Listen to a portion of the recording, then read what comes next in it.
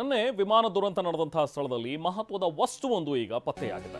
ಅದೇನಂತ ಹೇಳಿದ್ರೆ emergency locator. So ಈ ಎಮರ್ಜೆನ್ಸಿ ಲೊಕೇಟರ್ ಡಿವೈಸ್ ಈಗ ಅಧಿಕಾರಿಗಳು ಪತ್ತೆ ಹಚ್ಚಿದ್ದಾರೆ.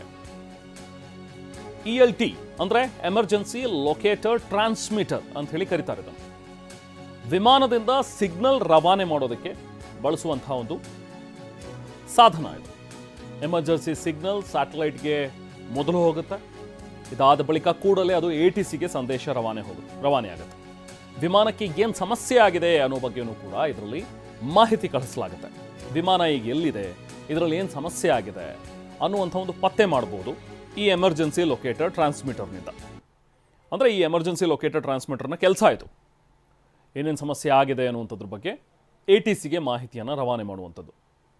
ಸೊ ಈಗ ಸದ್ಯಕ್ಕೆ ಈ ವಿಮಾನದ ಎಮರ್ಜೆನ್ಸಿ ಲೊಕೇಟರನ್ನು ಪತ್ತೆ ಮಾಡಿದ್ದಾರೆ. ಈಗ ಇದನ್ನು ಪರಿಶೀಲನೆ ಮಾಡಬೇಕು.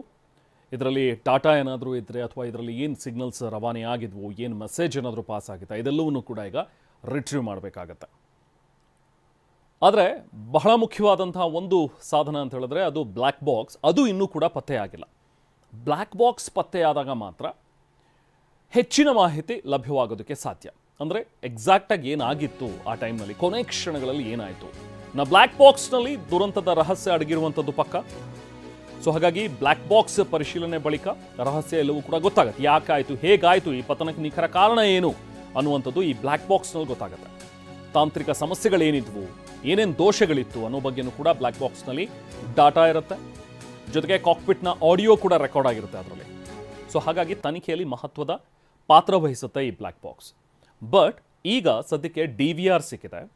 ಅದು ಬಿಟ್ಟರೆ ಈಗ ಎಮರ್ಜೆನ್ಸಿ ಲೊಕೇಟರ್ ಟ್ರಾನ್ಸ್ಮಿಟರ್ ಸಿಕ್ಕಿರುವಂಥದ್ದು. ಇನ್ನು ಬ್ಲ್ಯಾಕ್ ಬಾಕ್ಸ್ಗಾಗಿ ಹುಡುಕಾಟ ಮುಂದುವರೆದಿದೆ.